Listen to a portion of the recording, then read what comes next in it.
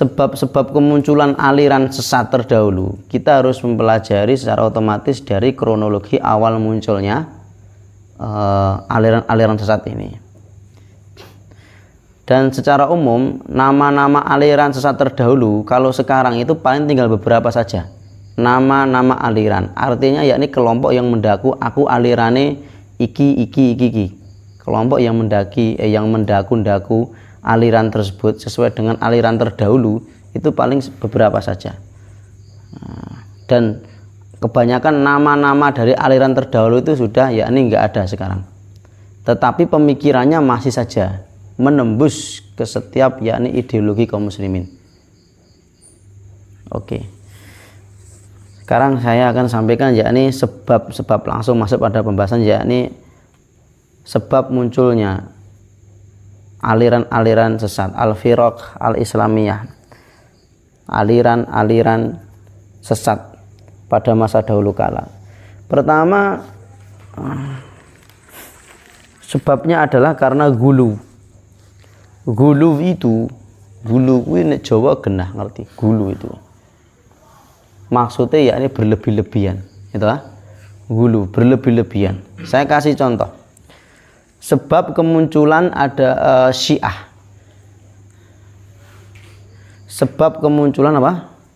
Syiah itu berawal daripada mereka terlalu berlebih-lebihan di dalam memuliakan Ali bin Abi Thalib. Dan terlepas daripada karena adanya satu orang yang menghasut sehingga muncullah pemikiran Syiah ini. Dan orang ini adalah dari luar Islam. Tetapi dilihat dari si kronologi munculnya Syiah itu yakni karena dianggap terlalu berlebih-lebihan di dalam memuliakan siapa? Ali bin Abi Thalib. Sehingga kemudian muncullah kesesatan berpikir mereka bahwasanya Ali itu yang paling pantas untuk menjadi Tuhan. Ada yang sampai seperti itu. Makanya dalam kitab Mukhtasar Siratir Rasul, Syekh Muhammad bin Abdullah menyebutkan bahwasanya dulu itu sempat Ali itu membakar orang yang menuhankannya. Karena kebangetan nih. Bukan berarti Ali nggak tahu kalau yang namanya makhluk Allah itu nggak boleh dibakar. Ali tahu. Tapi saking yakni nek cara Jawa ini gembledeke ya. Saking anyele, saking mangkelnya terhadap orang yang seperti ini sampai dibakar. Nah, itu ada yang sampai menuhankan Ali. Terlalu berlebihan kan? Ada yang nggak sampai menuhankan Ali, tetapi menganggap bahwasanya yang paling pantas untuk menerima kitab suci itu bukan Nabi Muhammad, tapi adalah siapa? Ali bin Abi Thalib. Nah, ini juga ada sekte Syiah yang sampai seperti ini. Nah, sehingga kemudian muncullah yakni sebuah kalimat, wah, Jibril kesusu itu kok wahyu kok Muhammad kecelek Jibril kudune dikekne Ali sampai arep ngungkuli Jibril kepiye begitu. Dan juga di antara mereka ada yang kemudian menganggap bahwasanya Ali lah yang paling berhak untuk menjadi khalifah sebagai pengganti Rasulullah, bukan Abu Bakar, bukan Umar, bukan pula Utsman, tapi Ali yang berhak. Sehingga dari sini kemudian memunculkan sebuah pemikiran dari mereka bahwasanya Abu Bakar wis kafir, Umar wis kafir, Utsman wis kafir. Karena mereka dianggap yakni apa? Telah mengambil hak khalifah. Nah, seharusnya yakni Ali, menurut mereka seperti itu. Ini kan berlebih-lebihan. Betul nggak? Nah, berlebih-lebihan. Tapi ada juga di antara mereka yang namanya Syiah lerodok mending, walaupun pada akhirnya sekarang sudah terkuak bahwasanya mereka ini yakni sama saja dengan Syiah yang lain, jenenge Syiah Zaidiyah. Syiah Zaidiyah itu masih seperti yakni Ahlus Sunnah wal Jamaah seperti kita, hanya saja sekarang ini mereka ketika munculnya perang di Suriah, di mana yakni orang-orang Syiah di sana menuhankan presidennya sendiri, siapa namanya, Bashar al-Assad, sehingga muncullah kata-kata la ilaha illa Bashar. Nah, Syiah Zaidiyah ini malah justru mendukung gitu loh.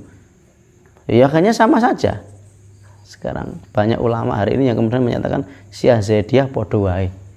Nek sebelum ada peristiwa di Suriah ini, Syiah Zaidiyah masih dianggap seperti bolo dewi.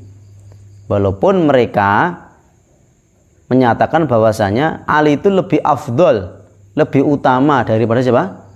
Abu Bakar, Umar maupun Utsman. Tapi mereka masih yakni menganggap bahwasanya Abu Bakar memang khalifah pertama, Umar dan Utsman juga khalifah selanjutnya, Ali yang keempat, gak masalah, mereka masih menganggap. Tapi mereka hanya sekedar yakni perbedaannya dengan kita, mereka menganggap bahwasanya Ali itu yang paling afdal. Nah, teman-teman yang dimuliakan Allah Subhanahu wa taala, ini semua adalah contoh bagaimana mereka berlebih-lebihan. Contoh pula ini, contohnya aliran sesat namanya Khawarij. Ate mireng Khawarij. Khawarij ini kan berasal dari kata kharij, orang yang keluar. Maksudnya adalah orang yang keluar dari kepemimpinan Ali bin Abi Thalib sebagai khalifah yang sah sesudah Utsman bin Affan. Mereka keluar dari pasukan Ali bin Abi Thalib, sehingga mereka yakni membuat kelompok baru. Dan inilah kelompok pertama dalam Islam yang kemudian menyempal dari Islam yang lurus, atau aliran sesat yang pertama yang muncul. Ini Khawarij ini. Mana mereka keluar, ya. Sekali lagi, Khawarij itu adalah artinya orang yang keluar. Mereka keluar dari kepemimpinan Ali atau keluar dari pasukan Ali bin Abi Thalib. Nah, dalam keyakinan mereka, di antara keyakinan mereka, mereka menganggap bahwa setiap ayat dalam Al-Quran yang menjelaskan bahwasanya orang yang melakukan maksiat ini, maksiat itu, dosa ini dan dosa itu, maka dia masuk neraka, maka dia mendapatkan laknat yang besar dari Allah, maka dia mendapatkan ancaman siksa begini begitu. Maka berarti setiap dosa yang dinyatakan akan mendapatkan ancaman begini, setiap maksiat pelakunya akan mendapatkan begini dan begitu dari Allah nanti dari akhir, maka berarti maksiat ini menunjukkan itu dianggap sebagai maksiat yang menjadikan pelakunya apa? Kafir. Nah, sehingga menurut mereka semua pelaku dosa besar itu, entah itu syirik maupun semua dosa besar yang lain selain syirik, apapun dosa besar bentuknya, bukannya sekedar syirik, mencuri, berzina, nah guru demok tangannya wong wedok ngono kafir, Mas. Nah, makanya nanti kita perlu bahas secara panjang lebar Khawarij ini secara spesifik pemikiran mereka satu persatu itu bagaimana. Tetapi secara umum mereka seperti itu, sehingga dari situ kemudian mereka itu mudah sekali untuk mengkafirkan kelompoknya yang lain juga. Itu Khawarij. Dan ini kan berlebih-lebihan, padahal tidak setiap ayat yang menjelaskan tentang sebuah dosa besar yang diancam oleh Allah nanti begini dan begitu nanti di akhirat, tidak semuanya menunjukkan bahwasanya pelakunya kafir. Ada yang masih dianggap muslim, masih ada yang dianggap muslim. Buktinya orang yang mencuri itu, apakah mereka kemudian dianggap kafir? Tidak. Buktinya cuma dipotong tangannya, ya kan ya, syariatnya cuma dipotong tangannya. Kalau dianggap kafir otomatis dipenggal kepalanya. Betul atau tidak? Nah, maka itu menunjukkan bahwasanya mereka ini, orang yang mencuri itu masih muslim, kecuali ya, kalau ada istihlal di sana. Maksudnya kecuali kalau orang yang mencuri ini menganggap bahwasanya pencurian itu halal, maka ini menjadi kafir.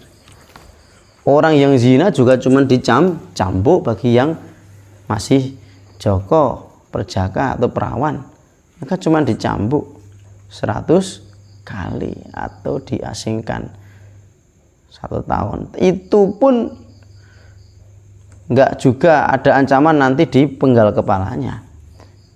Itu menunjukkan mereka ini masih muslim, hanya saja dianggap muslim yang fasik atau muslim yang melakukan dosa besar. Nah, ini contohnya.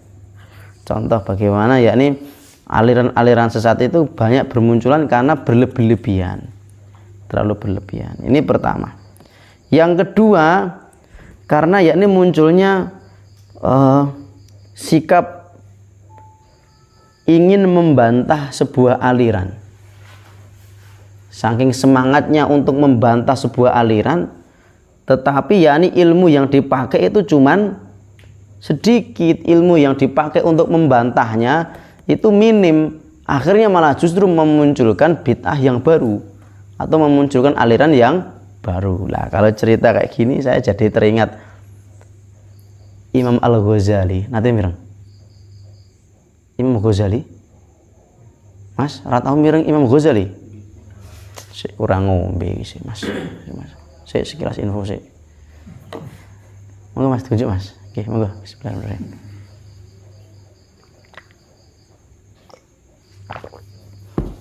Ditokne banyune ora apa, Mas? Santai wae.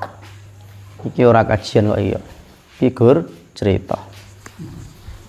Baru sharing. Ketika saya membaca terkait dengan fenomena Imam Ghazali ini, cukup tercengang saya.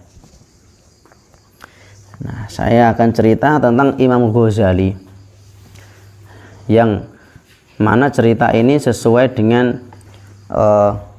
apa yang saya sampaikan di poin kedua tadi, yakni ingin mengkanter atau ingin membantah sebuah aliran, tetapi ilmu yang dimiliki hanya sedikit atau belum memadai ilmunya, akhirnya malah justru gawe aliran anyar.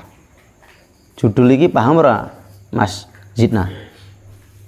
Paham ya? Paham ngono wae lah. Nah, gitu. Jadi Imam Ghazali itu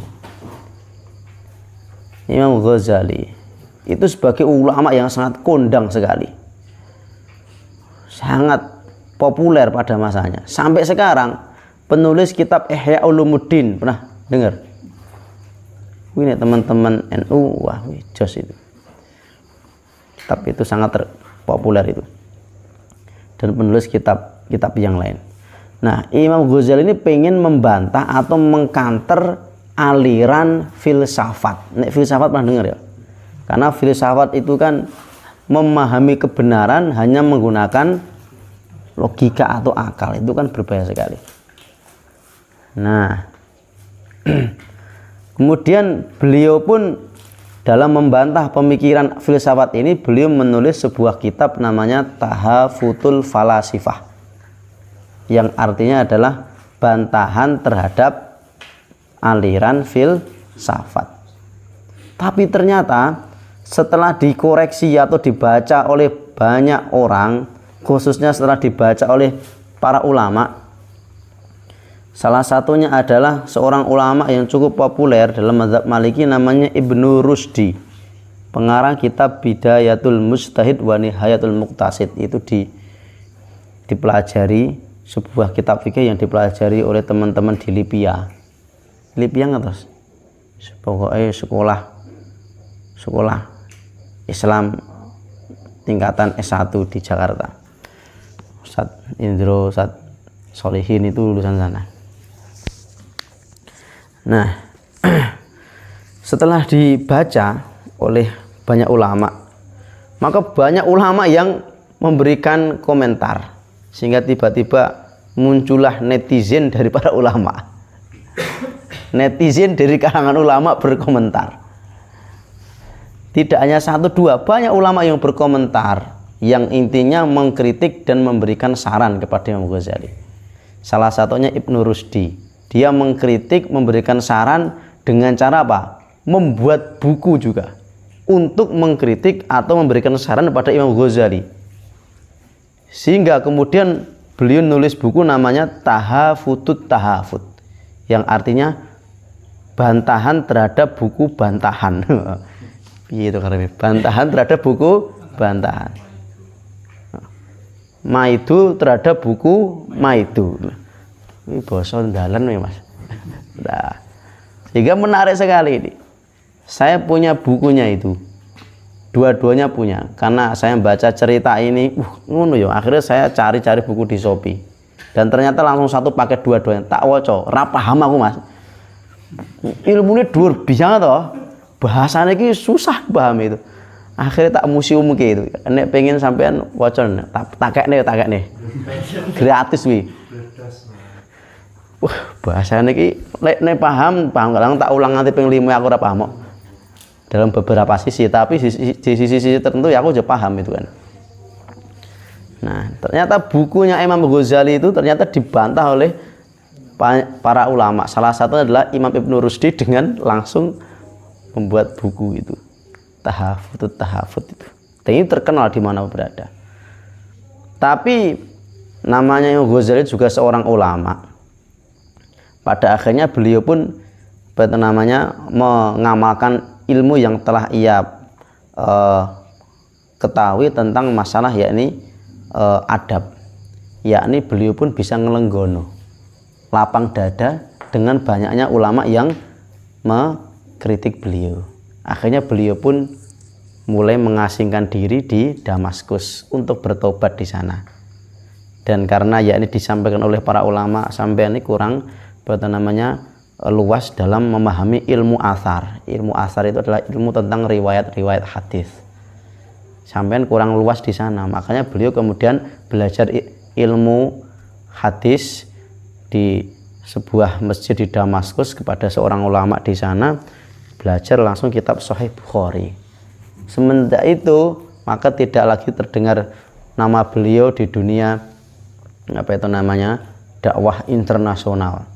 Dan ternyata pada akhirnya beliau pun meninggal sampai di sana, meninggal di Damaskus. Sehingga banyak ulama yang kemudian menyebutkan bahwasanya alhamdulillah Imam Ghazali sudah bertaubat. Tapi terkait pada masa-masa keemasannya, pas masa-masa beliau terkenalnya, ketika itu beliau sudah menulis kitab Ihya Ulumuddin. Dan ternyata kitab Ihya Ulumuddin ini banyak sekali manfaat ilmu yang terkandung di dalam kitab tersebut. Tetapi juga ada beberapa yang dikritik oleh para ulama. Padahal kitab Ihya Ulumuddin ini sudah sangat masyhur di mana-mana, sampai sekarang itu banyak yang pakai itu. Nah, tapi juga tidak lepas daripada kritikan para ulama. Nah, makanya terkait dengan Imam Ghazali yang seperti ini, seorang muridnya, saya lupa namanya siapa, muridnya itu pernah bilang begini, guru saya ini masuk ke perut ikan tapi nggak bisa keluar dari perut ikan. Itu mengkiaskan dengan polemik beliau, karena beliau ini mencoba untuk membantah pemikiran filsafat dengan cara mempelajari ilmu filsafat terdahulu, tapi malah justru terpengaruh dengan filsafat, gitu loh. Malah terpengaruh dengan filsafat, terpengaruh dengan akidah filsafat. Tapi alhamdulillah beliau pun bertobat. Banyak ulama yang mengkritiknya. Nah, ini contoh, yakni ingin mengkanter, ingin membantah sebuah aliran, tapi malah memunculkan aliran baru. Contoh yang lain adalah ini, orang Murji'ah, aliran namanya Murji'ah. Aliran Murji'ah ini muncul karena mencoba untuk mengkanter atau membantah aliran Khawarij.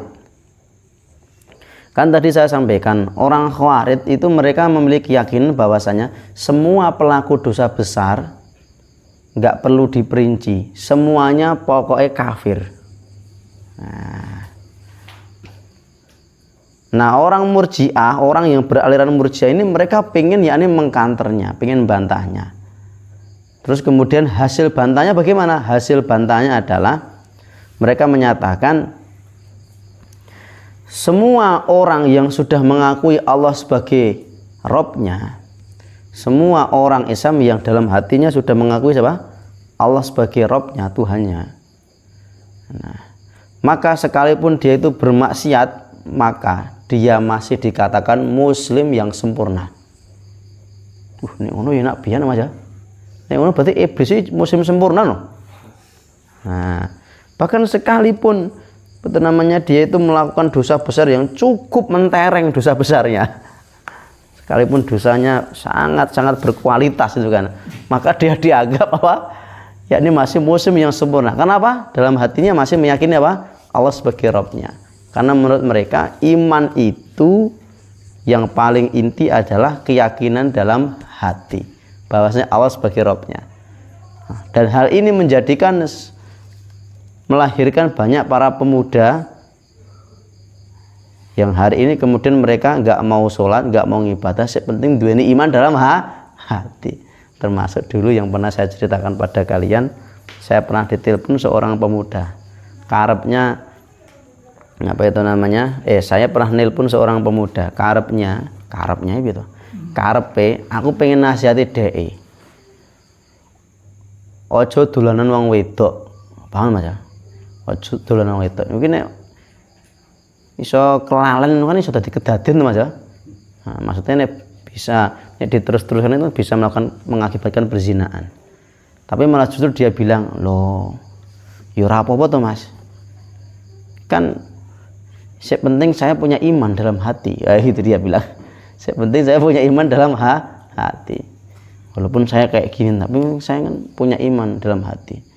Nah, padahal menurut ulama Ahlus Sunnah wal Jamaah, pengertian iman yang benar itu yakni dia meyakini dalam hatinya Allah sebagai Rabbnya, dia mengucapkan dengan lisannya, iqrarun bil lisan bisyahadataini, dia mengucapkan dengan lisannya yakni dua kalimat syahadat, wa amalun bil jawarih, dan dia dalam perbuatannya menunjukkan perbuatan yang mengarah kepada kebenaran, sehingga dia beribadah kepada Allah, dia mengerjakan yakni amal solih sebagai wujud bahwasanya dia itu benar-benar menuhankan Allah sesuai dengan keyakinannya dan sebagaimana yang diikrarkannya dalam lisan.